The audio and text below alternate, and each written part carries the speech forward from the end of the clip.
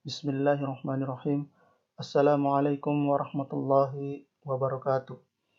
Alhamdulillah, puji dan syukur kita panjatkan kehadirat Allah Subhanahu wa taala karena atas segala nikmatnya dan hidayahnya kepada kita semua sehingga kita masih diberi kesempatan untuk kembali melanjutkan materi pembelajaran kita pada kesempatan kali ini. Salam dan salam juga senantiasa kita curahkan kepada junjungan kita Rasulullah Muhammad SAW. Baik, mengawali pembelajaran pada kesempatan kali ini, jadi kita sudah masuk pada materi bagian kedua atau materi bagian B dari bab 4, yaitu tentang sifat-sifat pada fungsi. Di mana pada pertemuan yang lalu juga kita sudah membahas tentang apa itu pengertian dari fungsi ya.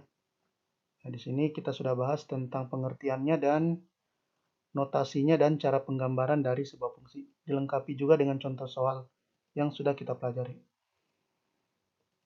Baik, untuk pertemuan kita pada kesempatan kali ini, ya, pembahasan kita adalah berbicara tentang bagaimana sifat-sifat dari sebuah fungsi. Ya, di sini beberapa sifat pada fungsi, yaitu yang pertama ada namanya sifat surjektif atau biasa disebut juga dengan sifat onto, yaitu suatu fungsi f memetakan himpunan A ke himpunan B yang setiap anggota himpunan B merupakan peta bayangan dari paling sedikit satu anggota pada himpunan A.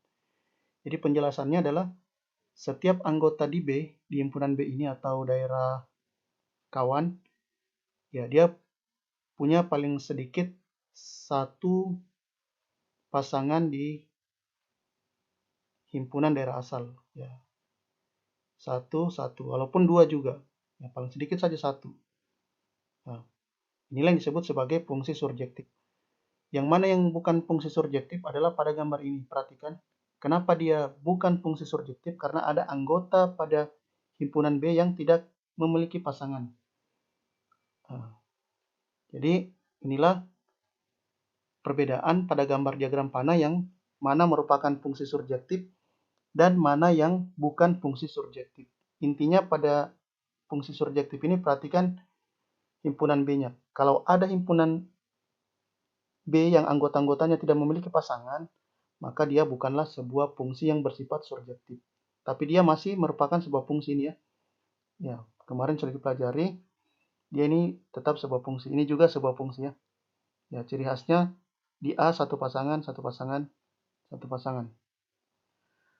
Ya, baik, itu tadi pengertian fungsi atau sifat dari fungsi surjektif atau onto ya. Baik, kemudian yang sifat kedua yaitu fungsi bijektif atau korespondensi satu-satu. Ya, saya harapkan ini kalian perhatikan baik-baik karena inilah salah satu sifat fungsi yang bisa diinverskan atau dibalik. Nah, inilah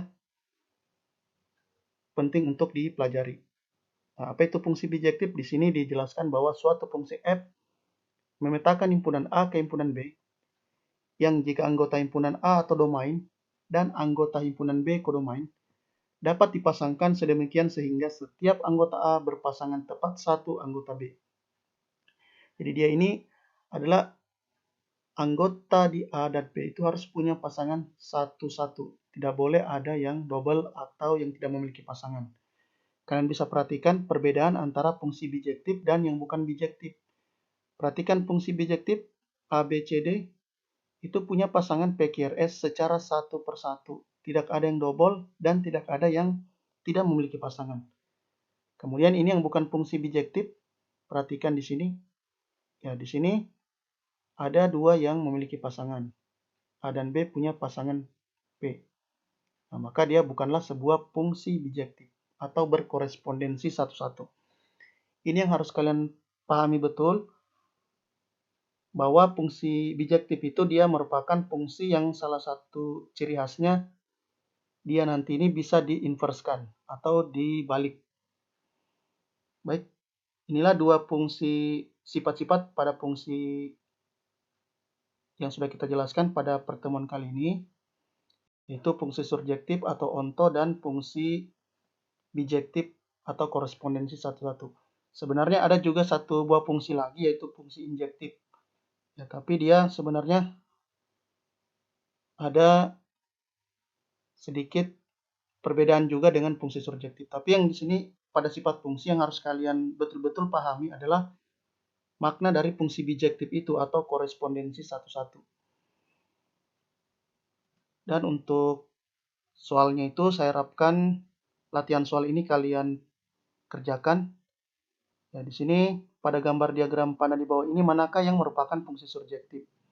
Nah, di sini jelas sekali. Ya, tinggal kalian amati gambar pada tiga gambar ini, gambar 1, gambar 2, dan gambar 3. Kalian amati. Kemudian kalian sebutkan yang mana merupakan fungsi surjektif dan mana yang bukan fungsi surjektif.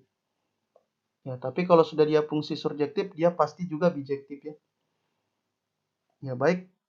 Itu saja yang bisa saya sampaikan pada video pembelajaran kali ini. Saya harapkan materi ini kalian tulis, dan jika ada yang ingin ditanyakan, silakan kalian tanyakan dalam grup kelas kita. Baik, itu saja yang bisa saya sampaikan pada video pembelajaran kali ini. Dan saya tutup dengan ucapan Assalamualaikum warahmatullahi wabarakatuh.